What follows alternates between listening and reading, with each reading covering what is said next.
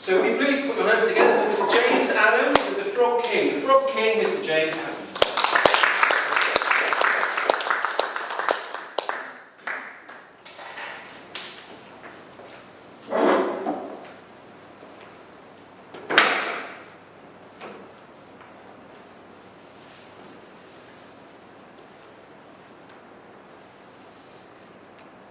In old times, when wishing still helped one, there lived a king whose daughters were all beautiful.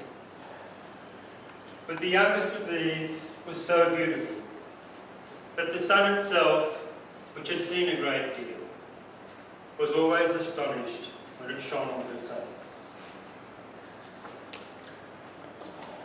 Quite close to the king's castle lay a great dark forest, and in the forest, under an old lime tree, was a well.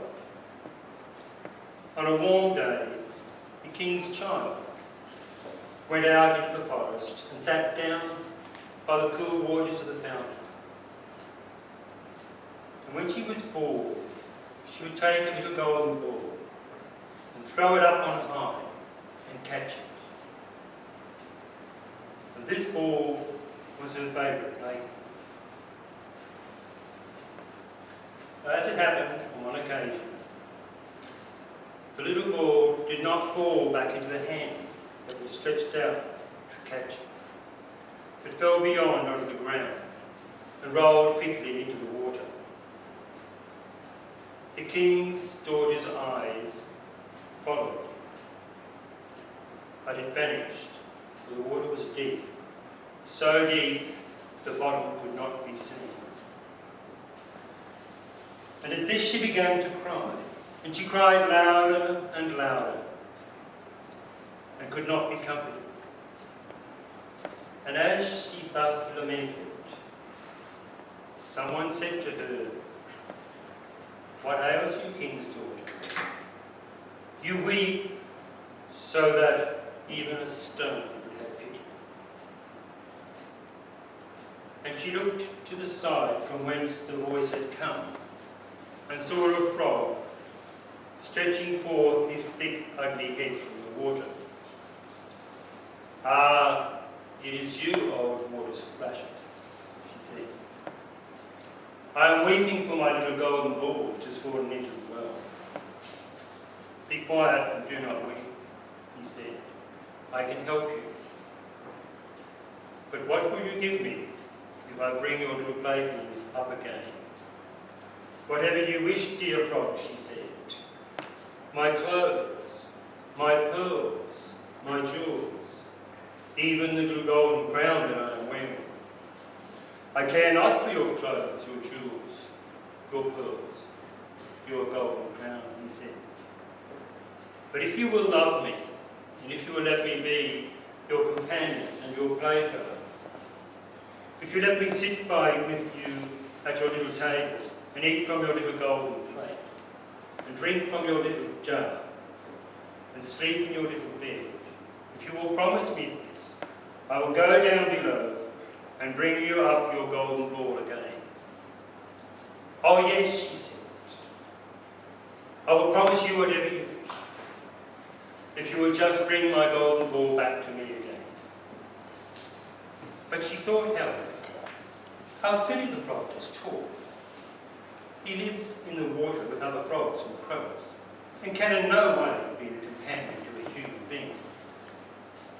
But the frog, when he had received this promise, put his head under the water and sank down. Very shortly after, he swam up again with the ball in his mouth and tossed it onto the grass. And the king's daughter was so delighted to have her pretty plaything again that she picked it up and ran off. "Wait, wait," he cried.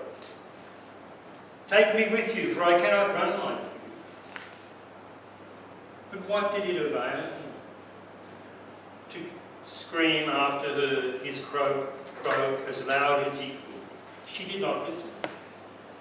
But she ran home, and in a very short time forgot the poor frog who was forced to go back down into the well again.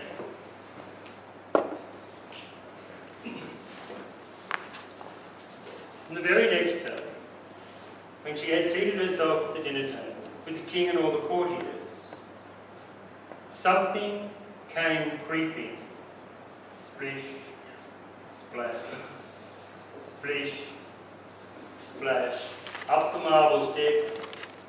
It got to the top, knocked on the door and cried, "Princess, youngest princess, open the door for me." She ran to the door to see who was outside, and when she opened the door, there was the frog sitting there. Quickly she pushed the door to and sat down at the dinner table and was very frightened. And the king saw that her heart was beating violently. And he said, "Child, why are you so afraid? Is there perchance a giant outside who wants to carry you away?" "No," she said, "no giant, but a disgusting frog." "What would a frog want with you?" said the king. "Ah, dear father," she said, "yesterday when I was sitting in the forest playing, my little ball fell into the well. And because I cried for it so, the frog recovered it and brought it back to me. And because he did so insist upon it, I promised him that he would be my companion. And now he is outside and wants to come into me." And again he knocked. "Princess, youngest princess, open the door for me. Do you not remember what you said to me yesterday by the cool waters of the fountain? Princess, youngest princess, open the door for me." And her father looked at her and said, "What you have promised you must perform. Go and let him in." And she went to the door and opened the door, and the frog hopped in and followed her step by step to her chair. And there he stopped and cried, "Lift me up beside you." But she delayed until her father commanded her to do so. And when he was on the chair, he wanted to be on the table. And when he was on the table, he said, "Push your little golden plate nearer to me, so that we can eat together." And she did this, but it was easy to see that she did not do it willingly. And the frog enjoyed all that he ate. But the little princess, on almost every mouth that she took, she choked. At length he said, "I have eaten and I am satisfied, but now I am tired. Take me up to your little room and make your little silken bed ready, and we shall both lie down and go to sleep." At this the king's daughter began to cry, for she was afraid of the cold frog, which she did not like to touch, and now she was to sleep in her pretty clean little bed. And her father became angry, and he said, "He who has helped you in your distress ought not afterwards be despised by you." So she took him up with 2 fingers and carried him upstairs and placed him in a corner. And when she was in bed, he crept to the bed and he said, "I am tired, and I can sleep as well as you can. Lift me up, or I will tell your father." She became very angry and seized him up and threw him against the wall with all her might. "Now, odious frog, you will be quiet," said she. But when he fell down from the wall, he was no frog, but a king's son, with beautiful, kind eyes. And he, by her father's will, had become her dear companion and her husband.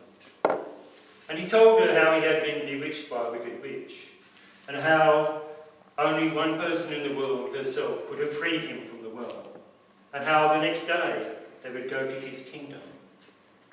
And then they went to bed and slept until the sun awoke them in the morning, and a carriage drawn by 8 white horses was driven up, and they had white ostrich feathers on their heads, and they were harnessed with chains of gold. And the carriage took them away to his kingdom.